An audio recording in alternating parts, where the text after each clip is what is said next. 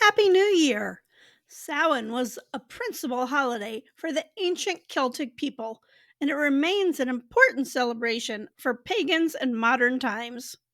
Samhain marks the end of the agricultural season and the beginning of the new year.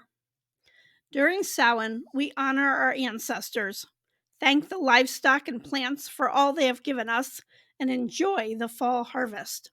It's a wonderful holiday to bring families closer together. This video has ideas for celebrating with young children and experiencing Samhain as a traditional pagan fashion, not just secular Halloween. And just to clarify, we view Halloween as a secular holiday and Samhain as a religious one. You celebrate in a way that suits your family. The ancient Celts had two seasons, summer and winter.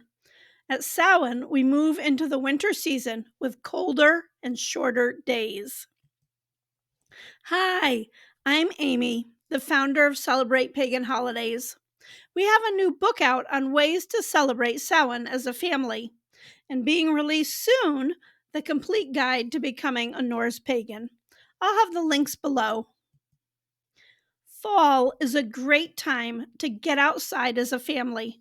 Take a hike and talk about all the changes happening in nature.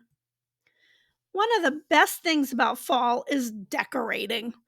Take your kids to a nearby farm or farmer's market to pick out some fun pumpkins and squashes. Discuss our connections with the land. The Celts and other ancient pagans not only depended on their natural environment for food, they had a deep spiritual connection with the land. When you are in nature, take a moment to stop and whisper. Whistling trees and rustling leaves. Let me listen to what nature believes. Nature spirits live in the woods protecting the environment. Depending on your path, you may call them the Fae or land wights.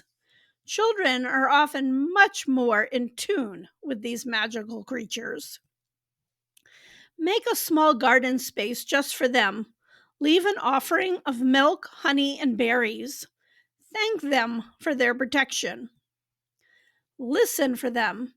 Tinkling laughter, gusts of air, missing objects, or an irritated pet are all signs that the nature spirits are nearby. Show your respect for nature by picking up trash in parks and on beaches. This pleases the landwights. Always be respectful of the Fae, and remember, they can be devious. Having a family altar makes a great place to gather and celebrate the holiday together. Use your altar time to tell family stories or stories about the gods. It's a fun way to bring in some of those fall things and add some magic.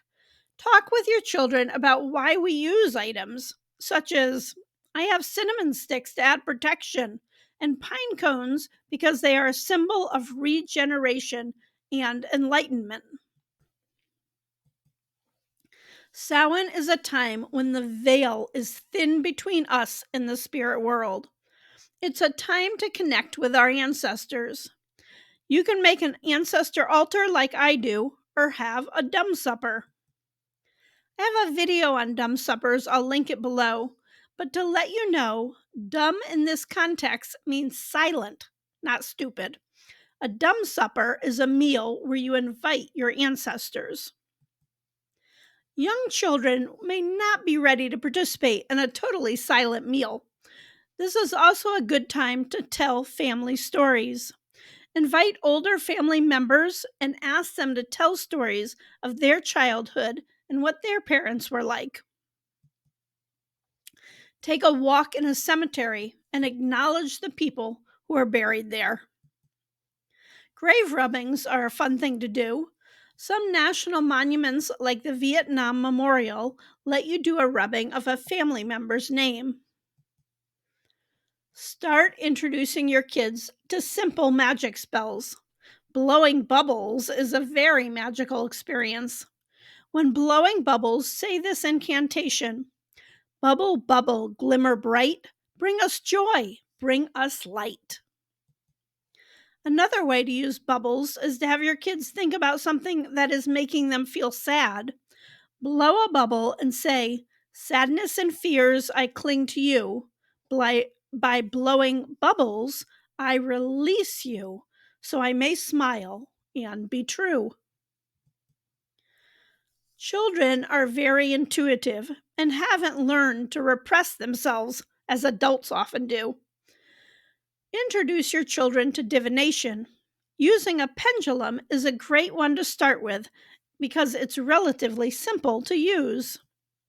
You can hold a pendulum over a board like this one and ask simple yes or no questions. Depending on the energy, the pendulum swings in different directions. Many of the traditional ways we celebrate Halloween stem from Christians trying to unpagan the holiday. It's fun to learn about these traditions with your children. As a wildlife rehabilitator, I know that fall can be hazardous. Just a few tips to keep wildlife safe this year as you decorate. I hope you will decorate and be willing to share with the wild critters. Don't bleach your pumpkins. Pumpkins are a very nutritious treat for squirrels and other mammals, but bleach is not good for them, obviously.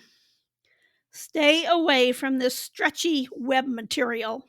During Halloween, numerous birds and bats end up in rehab because they get caught and tangled up in this stuff. Bring the gods and goddesses into your Samhain celebrations. Pomona is the Roman goddess of apples. You can celebrate her by bobbing for apples.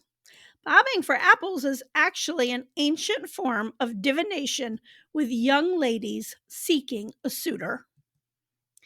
I hope this has given you some new ways to celebrate the holiday. Check out the website for my articles about Samhain. Thanks for watching and have a very witchy day.